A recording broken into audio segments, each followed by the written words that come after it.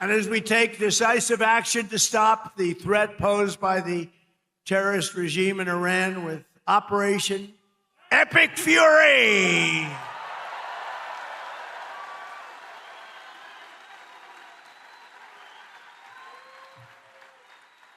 Is that a great name? Well, it's only good if you win. You know, you can only do. And we've won. Let me tell you, we've won.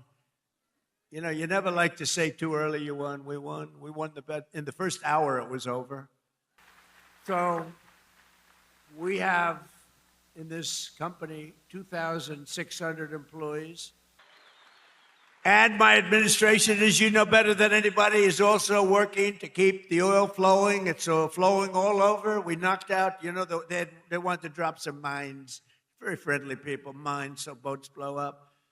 And we knocked out as of, you know, every hour I have to change because they knock them out so fast. I've never seen anything. Think of it. They knocked out 54 ships in 2 days, and they're real ships. In fact, I got angry at my people. I said, are they any good? Yeah, they're warships. I said, why the hell did we kill them? Why didn't we just capture them and use them in our Navy? They said they wouldn't have qualified for that. I'll tell you, and it looked like we weren't going to come back. Now we have the hottest country. But we knocked out 58 naval ships. We knocked out their Navy, okay? Let's put it that way. But they also knocked out the mine layers. They call them mine layers. They put mines in the water. Lovely job. Isn't that nice? Blow up ships. And we knocked out 31 of them. And thanks to the record-setting tax cuts that we passed in the great, big, beautiful bill, biggest tax cuts in the history of our country, tax cuts, they'll all be gone. By the time I'm finished speaking, they'll be gone.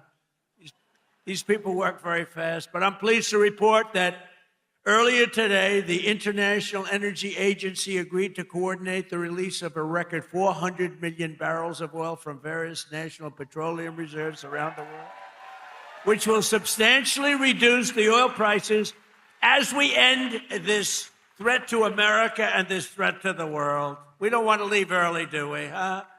We got to finish the job, right? Over the past 11 days, our military has virtually destroyed Iran. Tough country. Their air force is gone. Totally gone. That took the better part of about 3 hours. They no longer have radar.